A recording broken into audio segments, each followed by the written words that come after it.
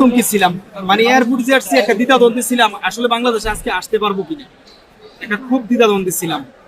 মানে এয়ারপোর্ট ঢুকতেই পরে একটা সিগন্যাল পাইলেন, গ্রিন সিগন্যাল পাইছি যে হ্যাঁ যাওয়া যাবে, তখন মনটা যে কি ভালো লাগছে মানে এটা ভাষা প্রকাশ করতে পারবো না। মানে একটা অনিশ্চ হয়ে ছিলাম, হয়তো এয়ারপোর্ট থেকে ফেরত যাইতে হইতো। আপনি কোন এয়ারপোর্টে ছিলেন? আমি সৌদি এয়ারলাইন্সের ইয়েতে ছিলাম, রিয়াদের এয়ারপোর্ট? রিয়াদ এয়ারপোর্ট। তারপর সবার ভিতরে বাংলাদেশ। যথেষ্ট আতঙ্ক ওখানে বিরাজ করছে। রিয়াদে আমাদের কাছেই কিন্তু এই আমেরিকান ইয়েতে ঘাটিতে ইয়া মারছে,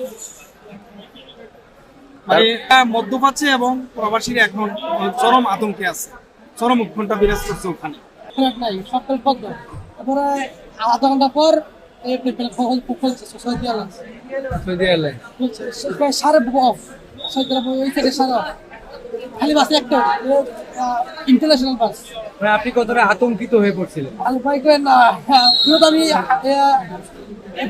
ভরসা হারিয়ে ফেলাইছি।